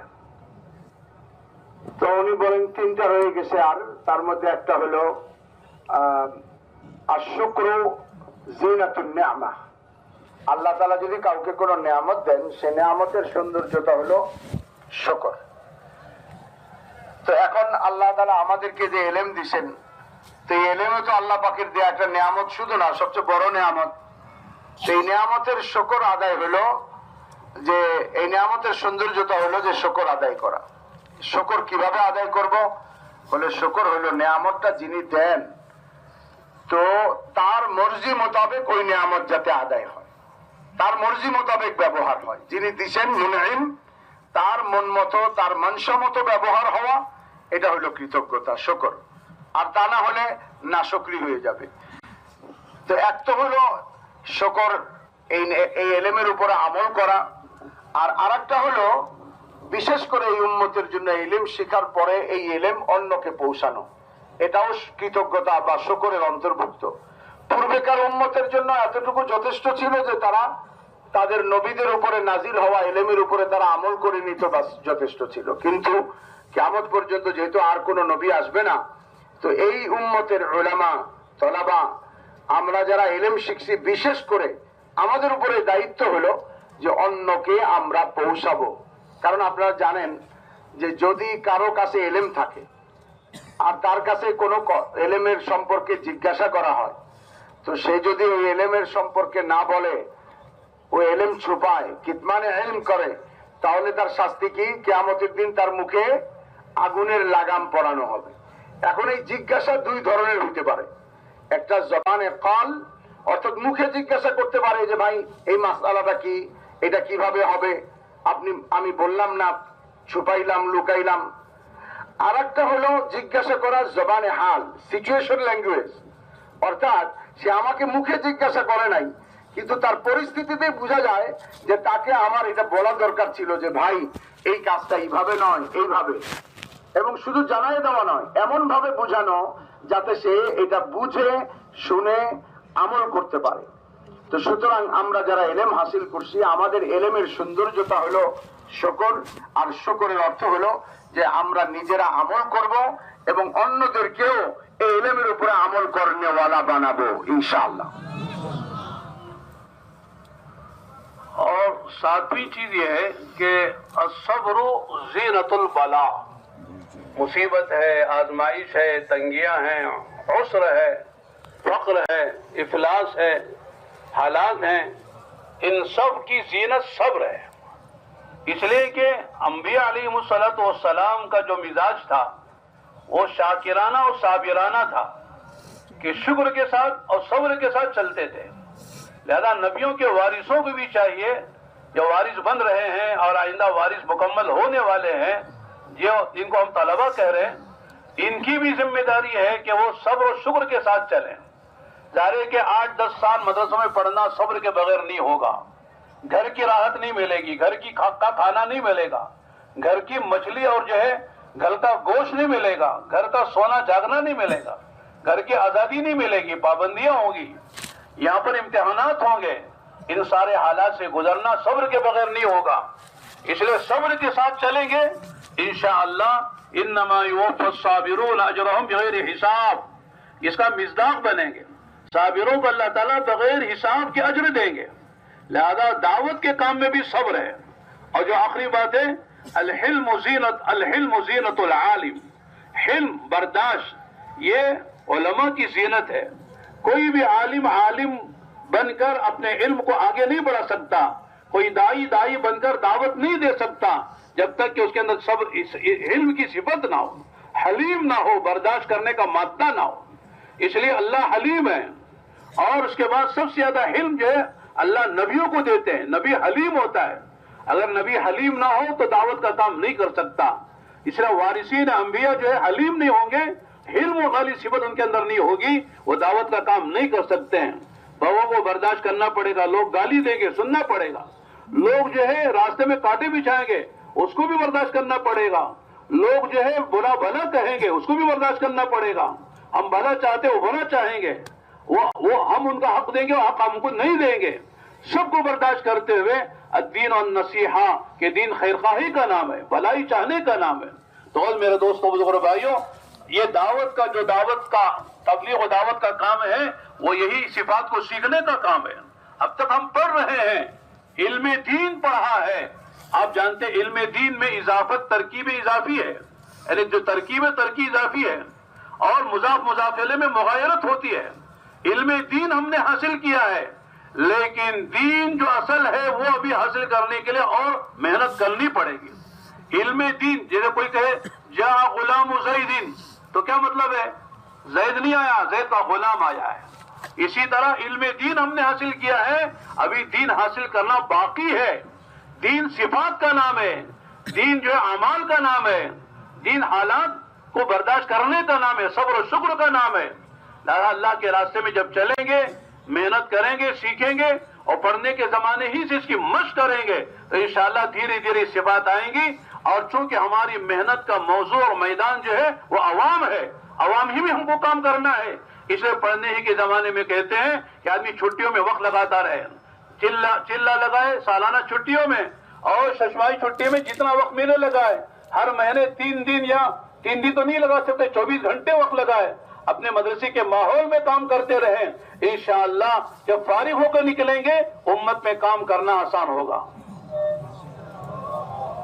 ভাই শেষ দুটা রয়ে গেছে 8টা বিষয়ের মধ্যে। সপ্তম হলো আসবরু জিনাতুল বালা, অর্থাৎ কষ্ট মুশাক্কাত যখন আসে তখন কি করতে হয়? সবর করতে হয়। তা আমি আর লম্বা না করি, ছোট করে ফুলি। আপনারা তো বুঝতেই পারছেন, এলেম হাসিল করতে গেলেও আমাদের আসলে সবরটা হলো মুসিবতের উপরে, যে কোনো ধরনের হইতে পারে, ক্ষুধা হইতে পারে, পিপাসা হইতে পারে, কাপড়ের অভাব, এমনকি আমাদের বিশেষ করে মাদ্রাসাওয়ালাদের জন্য বাড়িতে যাইতে পারি না, যাইতে মন চায়, থাকতে মন চায়, থাকতে পারি না, বিবাহ আছে শরীক হইতে পারি না, ঘুমাইতে মন চায়, ঘুমাইতে পারি না। এই যে অনেক ধরনের কষ্ট, এই কষ্টগুলির সৌন্দর্যতাই হলো সবর করতে হবে।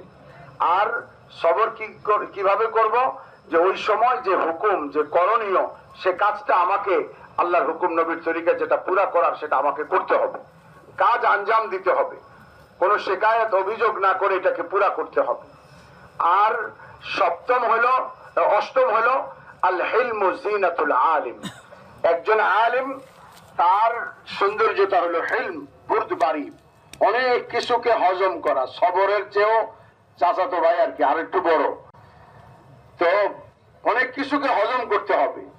রাসূল সাল্লাল্লাহু আলাইহি ওয়াসাল্লাম সহ গোটা আম্বিয়াদের জামাত যারা দাওয়াত ইলাল্লাহর কাজ করেছেন, তাদেরকে যত কষ্ট দেয়া হয়েছে, তাদের রাসূলের উপরে উটের নাড়ি ভুঁড়ি চাপায় দেওয়া হয়েছে, রাস্তায় কাটা বিছানো হয়েছে, ধাক্কা মারা হয়েছে, থাপ্পড় দেওয়া হয়েছে, ধুলিবালি মারা হয়েছে।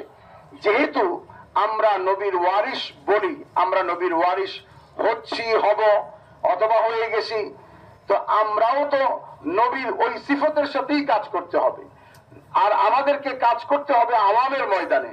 আর আওয়ামদের সাথে কাজ করলে তাদের পক্ষ থেকে কটু কথা আসবে, মুখ বাঁকা করবে, তুচ্ছ তাচ্ছিল্য করবে।